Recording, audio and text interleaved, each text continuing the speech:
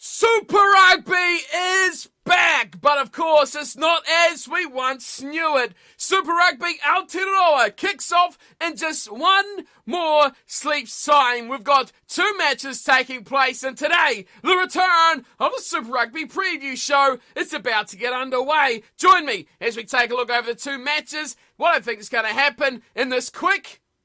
No, it's never going to be quick, is it? Let's get on with it. Yes, it's been a long time without live sport. It's been a long time without sport, hasn't it? Amongst all the going-ons around the world. But this weekend, it all returns with Super Rugby Aotearoa kicking off with the 5 New Zealand teams in action in a short tournament to decide who will become the Super Rugby Aotearoa champion. Of course, we've got the Highlanders and the Crusaders returning from the South Island. And in the north, we've still got the Chiefs, we've still got the Hurricanes, and of course, right near the top, the Blues from Auckland. Of course, this weekend we're going to have two sensational matches coming your way. Of course, the Highlanders will be hosting the Chiefs, and in game 2, that first game will be on Saturday night, I should say first, and then Forsyth Bar Stadium. More details, 7 o'clock, and then a game 2 on Sunday afternoon rugby kicking off from Auckland. That one is at Eden Park. It's at 3:35, which will be great to see. Hopefully, a bit of sunshine during this one. It is the Blues versus the Hurricanes. The Crusaders will be sitting out this weekend with a bye, I guess it's somewhat going to be called, as they prepare for their first match next weekend. We're going to be having a look over these two matches coming your way, but first, if you do want to get involved and prove you are still the best picker and fight your way for the yellow cap, terrible, wasn't it? You can join me on Super Brew yet again. A balancing act is fantastic.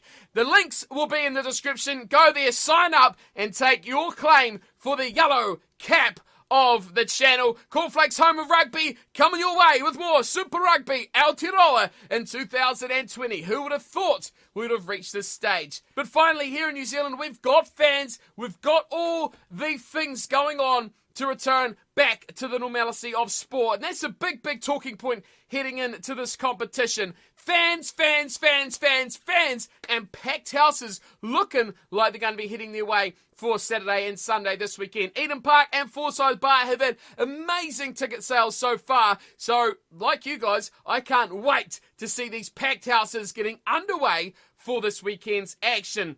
So there is a few changes going into this season as well. Some rule changes, if you will, that will see a couple of little differences that you may or may not notice. The first one you will notice if the game ends in a tie during the regular 80 minutes. They will see a golden point tiebreaker taking place. Now, of course, this is just a small period, and if there's still no division in the scores, it will still be a draw. So, there you go. That's not really a true golden point, but hopefully, I don't think we're going to see too much of that going on in these rounds of matches. My thoughts on it, I'm not exactly sold. It's like we've not seen it go too well over in the NRL, and it's something that fans often find themselves going quite against a decisive factor being made between the two sides if they're that closely matched. And obviously it's going to be absolutely crushing for the team that concedes the loss, but also a huge boost for the team that picks up the win. We'll see how it goes, and there's only been a small amount of draws over the last few years of Super Rugby, generally with all the teams involved, so we'll see if this has any at all impact over this short season in New Zealand. The other big change is the ability for teams to replace a red-carded player after 20 minutes from the action taking place. So this is a huge one overall, and I think it has good points and bad points to it, which is hard to really give it a really middle-of-the-road sort of feedback remark on it. It's great because we do see this game often spoiled, I guess, for the fan from a viewer's perspective of how games are going to play out. When you got a red card happen, the game is effectively all over, isn't it, for the team that has received the red card. But on the other hand, you've got to say, the team receiving a red card generally has done something pretty bad to have that go their way. On the side of the team who are receiving the penalty or the high tackle or the poor tackle or the red card offence against them, this can be devastating if it's a key player. If you've lost that player to injury due to this act, it often leaves your team at a disadvantage, where the other team will get to eventually replace that player after 20 minutes. So the key workarounds of this one is the red-carded player cannot return, but only replaced after that 20-minute period. So it could have an interesting factor, but I think overall, in terms of a spectacle, for a viewer's sport, for a game which is TV generated and all that sort of thing, for being viewer friendly, it has to be something that is going to be good in terms of seeing 15 on 15 for 60 minutes at least of the game.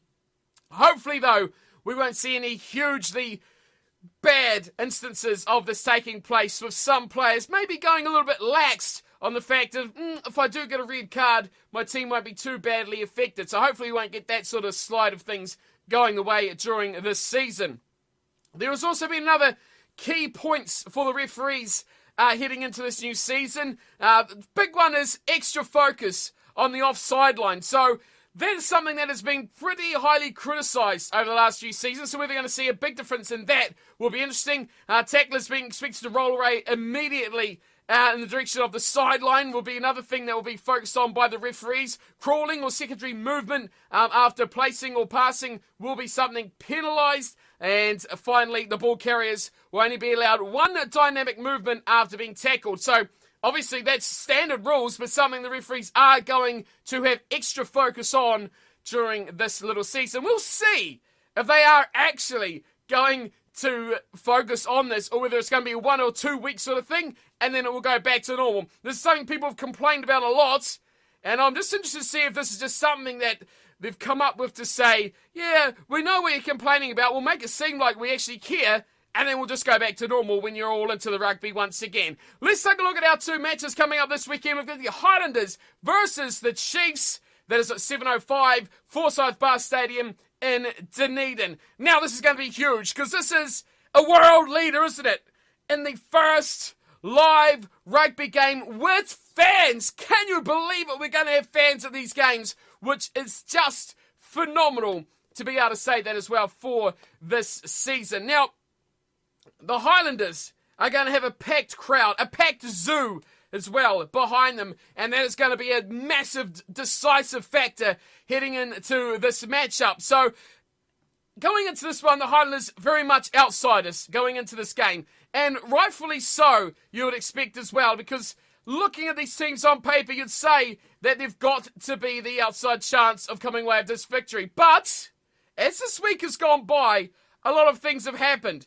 There's been injuries, and it's caused the Highlanders to go from big outsiders to, in my opinion, rather small, if not close, to being the victors in this occasion. Now, I may be a little bit patriotic on this one, but the Chiefs certainly have felt the pain of some big injuries in this matchup. Now, especially in one area, which is their second row. Now, the Chiefs go into this with some key losses. Atu Moli is out for the rest of the whole season. They're going to have no Sam Cane in their back row as well. That is 2 big losses, especially in a Type 5 area where they've already lacked so much. Of course, there's no Brody Retallick in this team as well, and they've gone with some interesting selections. Mitchell Brown will line up in the second row alongside Tupu Vai. Now, that is going to be an area the Highlanders have to really try and take control of. Aiden Ross, Semisoni, Takiaho, and Nipo Loalala will be the front row for the Chiefs. But the back row, I feel, is where this game is going to be won and lost. Now, no Sam Cane certainly helps the Highlanders, but it is still putting out team with Luke Jacobson, Lachlan Boshier, and Peter Gasol-Kula in your 6, 7, and 8. That, as we've seen earlier this year, is a world-class kind of back three the way these guys have played. So I look at this team now, and I say, Highlanders, one man has to stand up. Shannon Frizzell, and the number 6 jumper for this matchup for the Highlanders, has to be phenomenal.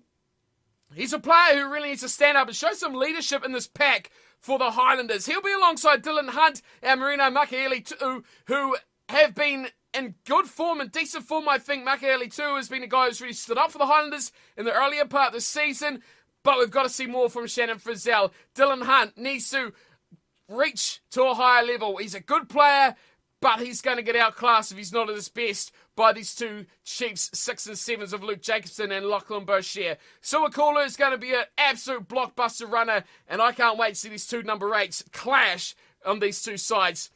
The back line is interesting as well because finally the Highlanders have kind of learned. Now, they experimented a lot with Ioane and Mitch Hunt, their 10-12 combination at the start of the regular season this year. I think they've learned because that was a shocker, an absolute shocker of a consistently doing something that doesn't work. It's their whole personification of not being very clever, is it, at all? And you keep doing the same thing expecting a different result. That's what the Highlanders were doing. Now they've worked it out. Oh, God, I hope they've worked it out. They've gone with Josh Ioane starting solely at 10. Mitch Hunt has moved to fullback, and that has allowed what we'd expect this team to have done right from the word go.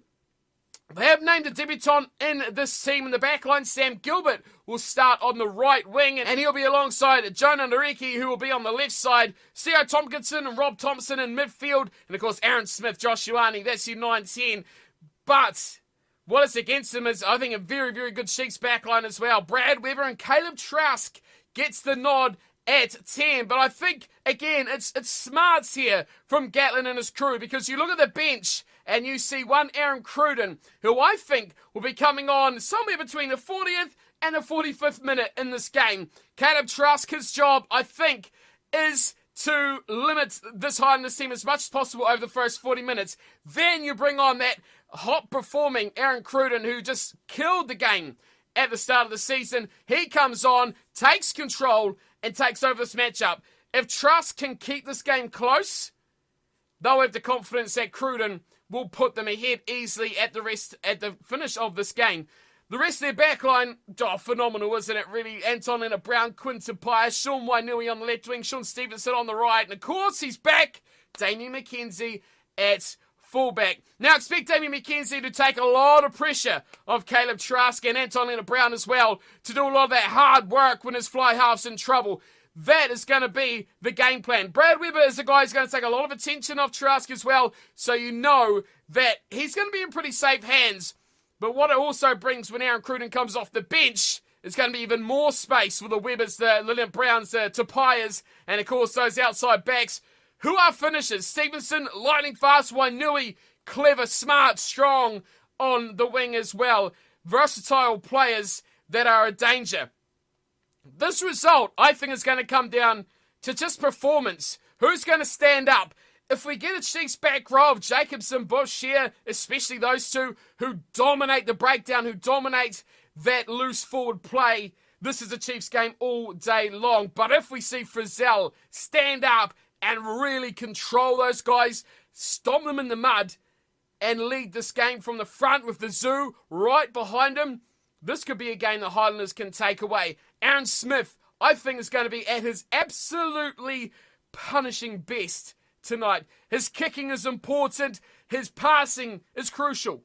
But his ability to energize, to influence, and to encourage his forward pack and backline and demand the best from them is, I think, his biggest and most important asset he can bring any team. Ioane's performance to direct and guide the side also important, but I think they lack is that X factor to finish the job in the outside backs. How will Gilbert go? Now, Nareki is a guy that they've really put up there as the next sort of Waisaki Naholo finisher. They need that. They need something. They need someone to stand up. We know Tompkinson, Thompson, and Hunt are going to do the basics well. They're going to hit the ball up. They're going to keep secure possession. They're going to kick well for the corners and all that sort of thing. But they need that finisher. Will we see that from Gilbert, Nareki, or who will stand up for the Highlanders? This is the Chiefs' game to lose. Don't get me wrong. I think they are the favourites for a reason. Are they as strong a favourites as things like the TAB have them? I don't think so. This is going to be close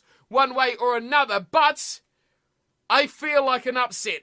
I feel like this home crowd is going to be enough to get the Highlanders just that little bit extra as well. The injuries, the losses, and the fact that type 5 the Highlanders can match is going to be a key area. If the Highlanders can do that, this game is anyone's. It's going to be close, it's going to be tight, and maybe I've got a little bit too patriotic here, but I'm going with an upset in the opening game of Super Rugby Aotearoa, with the Highlanders coming away with game number 1 by 2 solitary points. If you agree or disagree with me, make sure you sign up to the Super Brew page against myself, and we've already got a few guys on there as well who will be doing the same. Are you with me? Are you against me? Let me know in the comments and on Super Brew as well, and see what happens effectively in 24 hours time. But I'm going true with the Highlanders with that home crowd behind them. Get their backs up. They will be hard to stop, but the Chiefs are going to be good as well. Let's move on to game number 2, which is the Blues. Oh, the Blues versus the Hurricanes. Oh, this has, whoever made these fixtures has looked at the 2 teams, or the 5 teams, I should say, technically, and gone, what's going to get the fans into these seats the best? We could play the Highlanders and the Crusaders. No, it's a local derby, but there's not much going on there. The Chiefs, Hurricanes. Oh, no! Let's go with the 2 teams who have just pretty much swapped the best player in the world, the Blues, stealing Beauden Barrett off the Hurricanes. Oh, this is a real grudge match now, isn't it? The Hurricanes, there's already been a bit of banter going around. You know what TJ Perenara is like. He is one that does like to run the mouth, and he's been doing a lot of running of the jaw this week. There is a lot at stake, not competition points, not the competition at all. It is all pride. It is all a case of the old slogan of State of Origin, is that mate against mate almost now, with Beauden Barrett slipping away to the Blues for this matchup. Now, what's really cool, as I started recording this video, we've had the 2 teams just named as they've come out, which I thought, perfect timing. Let's get into it. So, we've got our sides, and the big talking points for me, okay, I've got 3 big talking points for this matchup. Number 1, I've kind of already mentioned, Beauden Barrett, all the marquee signing, all the big flash and sparkles, Bodie is there. He's going to be a factor. Now, where he's starting is number 15. Is he going to spend much time there? I don't think he's going to spend a huge amount of time there at the back. There's a lot of interesting selection in this Blues side, all pretty much in the back line.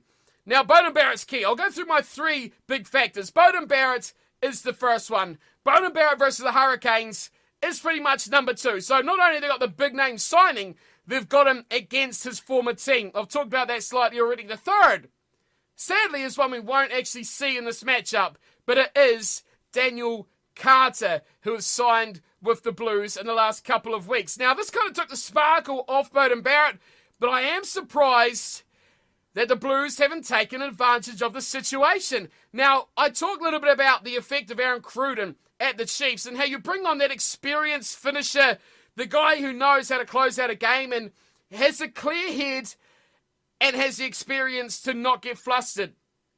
I feel the Blues could have used that in Daniel Carter in any matchup here, and I'm surprised he wasn't on the bench in the place of Harry Plummer, who was there in 22, as the guy. If things are going awry, if things are going completely pear-shaped, halt. Let's bring on DC. He'll calm things down. Bring him on wherever you want. It doesn't really matter. You just need a guy to take the ball and kick you out of trouble. The Blues, when they get their backs up and they're in their opponent's half and their opponent's 22, it's okay.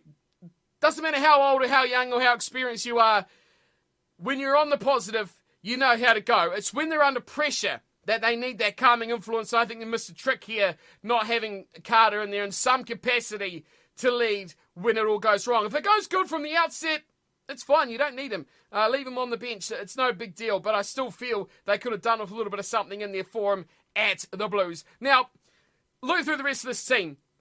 It's interesting in the back line. We'll get there. But starting off, Alex Hodgman, James Parsons, Tuangafasi, the front row. Petra Tuipulotu will captain the side from the second row alongside Josh Goodhue, Tom Robertson, Blake Gibson, and Hoskins Sututu. Very, very good back row. I'm interested to see if the big number 8, Sututu, can actually carry on its good form from earlier in the season. That is going to be an interesting factor to look out for. 9 and 10.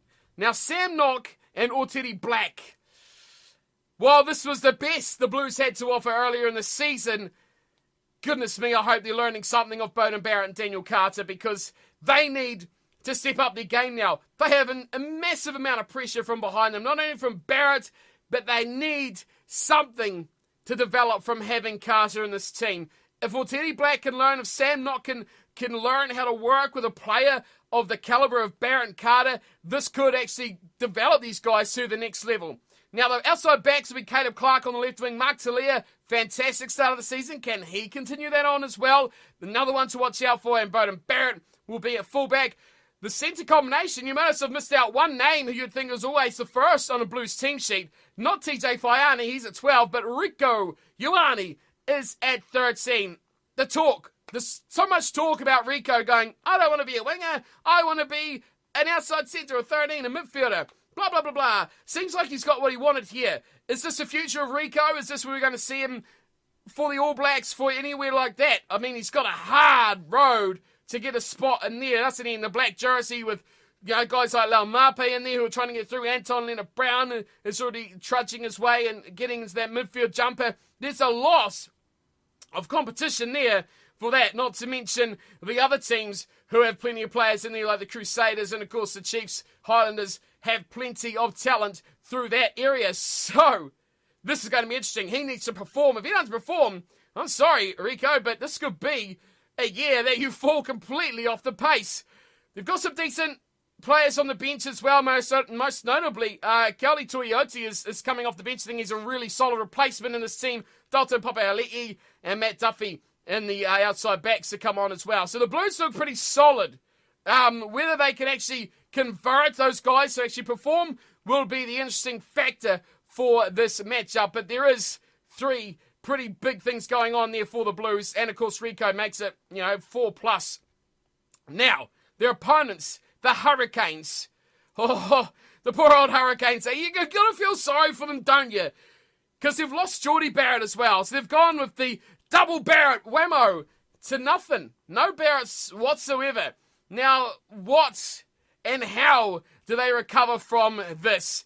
They've got to go back to the basics, don't they? They've still named a very, very good team, but I think they're a little bit out of their depth now without those big players to get the job done. Ardie Savea has been limited to only a 20 or 30 minute run off the bench, so he won't be starting either, but I think he'll be very impactful coming on late in the game if there's still a game to play for. The front row, Fraser Armstrong, Dane Coles and Tyrell Lomax. Hopefully Tyrell can stay on the field for the full 80 minutes, but I mean, if there's ever a guy that's going to see this red card rule tested, he might be the one. James Blackwell, Scott Scrafton will be the second row. Red Pinsek, the former Crusader. Duplessis Karifi at 7 and Gareth Evans at 8. Solid. I'll say that much about them. Perenara, 9. We know what we're going to get from TJ. But Jackson Garden Basham will start in number 10. I think that is going to match up well with Aotearoa Black because you've got two average number 10s. But how Perenara affects those channels could be a decisive factor in this game. I'm really not giving the Hurricanes much of a chance here, am I? At all.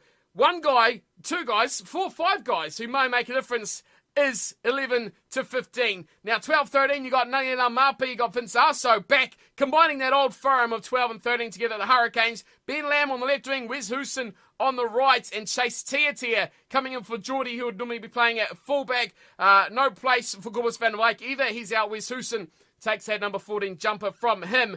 I think, though, to be completely honest with you all, the bench is where the Hurricanes will get a massive boost here.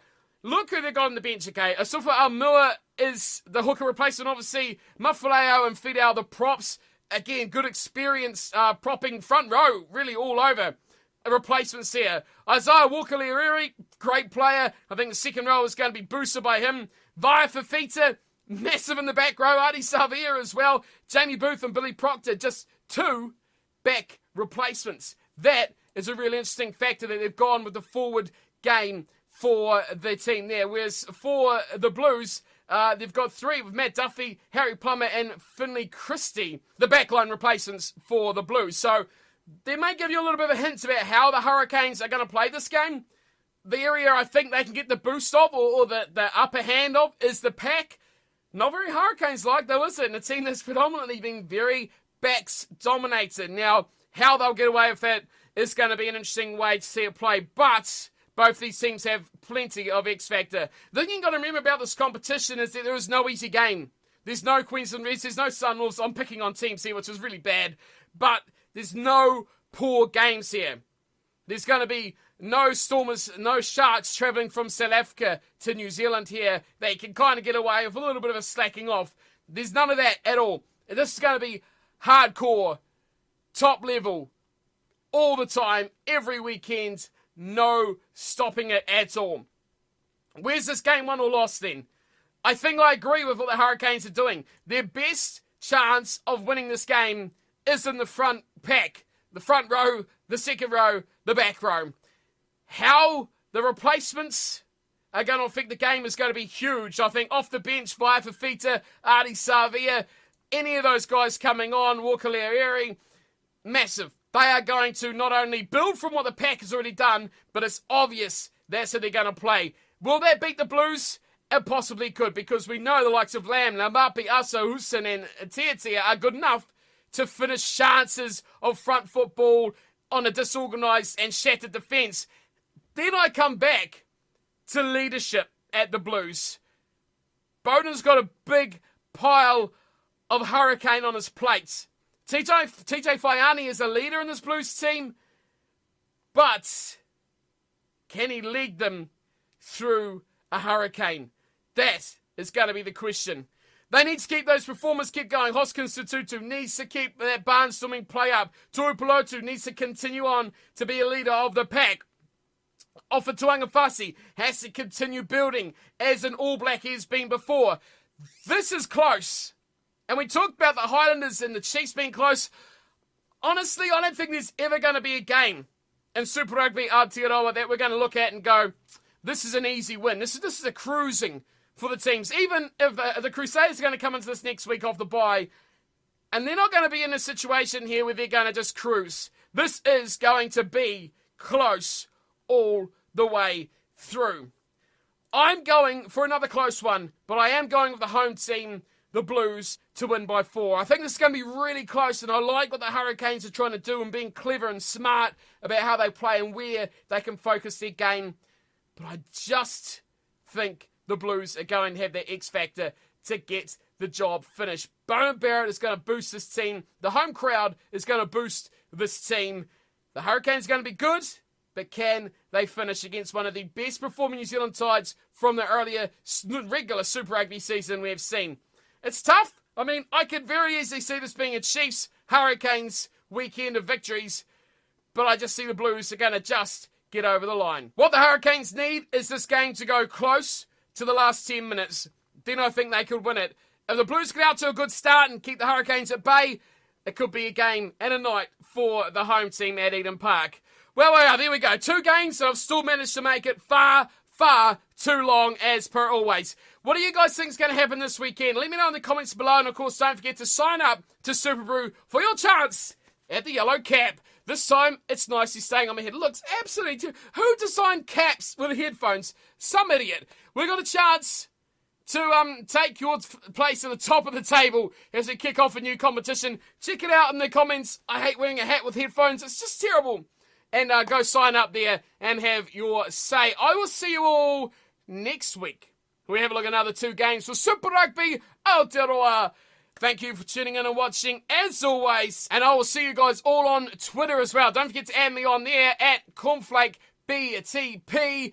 Check out my preview if you want to read it as opposed to watch it on BehindThePost.com. And, of course, I'll be on Twitter during the matches with my thoughts and my comments during there. So if you want to have a bit of banter during the game, go check us out on there as well. It's been a little bit different. I've gone back old school doing this by myself. And I always go on far too long. Thanks for coming by, everyone. I'll see you all next weekend. Until then, though, take care.